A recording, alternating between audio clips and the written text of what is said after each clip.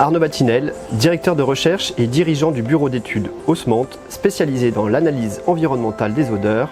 en lien avec la qualité de l'air.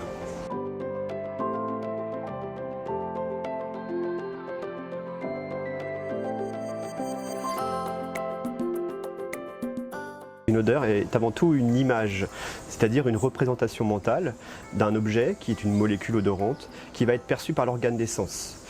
Pour pouvoir arriver à créer cette image, il y a besoin tout d'abord de recevoir l'odeur via des récepteurs olfactifs situés dans la fosse nasale, puis de les associer à des images en mémoire.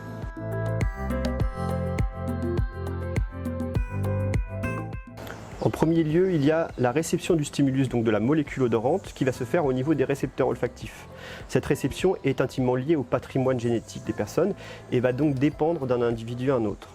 En second lieu, on peut observer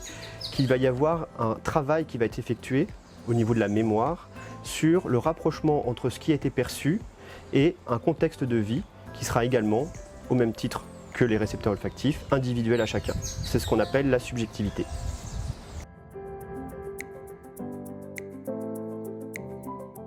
Les odeurs ont une importance très grande dans notre quotidien, notamment en ce qui concerne la qualité de la prise alimentaire. Nous sommes souvent confrontés à différents moments de notre vie où nous aurons un rapport à l'odeur qui va influencer, par exemple, dans le cas de la prise alimentaire,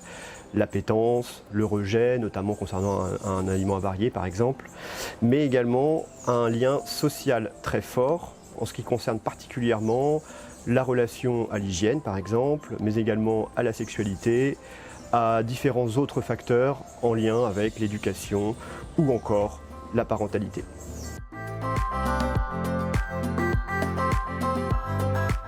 On peut tout d'abord ressentir du refus, du rejet vis-à-vis d'une odeur qui serait potentiellement caractérisée de mauvaise,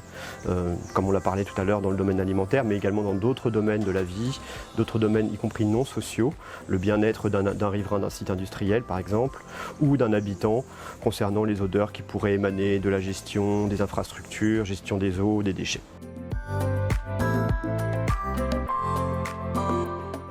De manière à faire une mesure, il est nécessaire de pouvoir structurer les odeurs en utilisant ce qu'on appelle un référentiel, ce qui pourrait se rapporter donc dans le domaine de la couleur par exemple aux couleurs primaires. Ce référentiel a été établi dans les années 1980 sur la base de travaux de recherche réalisés par le professeur Jean-Noël Jobert, qu'il a appelé donc le champ des odeurs. Une approche un peu équivalente est également utilisée par les experts de qualité de l'air, notamment par les associations de surveillance de qualité de l'air, qui s'appelle le langage des nez.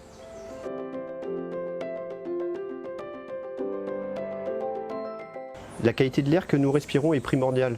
à la fois du point de vue de la santé, ce qui est assez souvent traité, notamment d'un point de vue réglementaire, mais également au niveau du confort de vie. Quand on parle de confort de vie, on parle notamment de la relation que nous avons tous les jours avec notre environnement, du bien-être qu'on peut avoir à la maison, et il est très important de pouvoir veiller à suivre notamment les odeurs pour pouvoir éviter toute apparition de gêne ou toute perturbation dans son quotidien.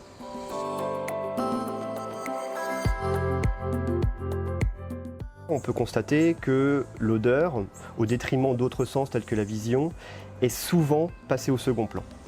On observe cependant une résurgence dans la prise en compte relative aux odeurs. On observe par exemple la création de comités de riverains à proximité de sites industriels qui vont aller dans le sens d'une amélioration ou en tout cas d'une prise en compte par les politiques publiques, collectivités, de la problématique des odeurs dans l'environnement.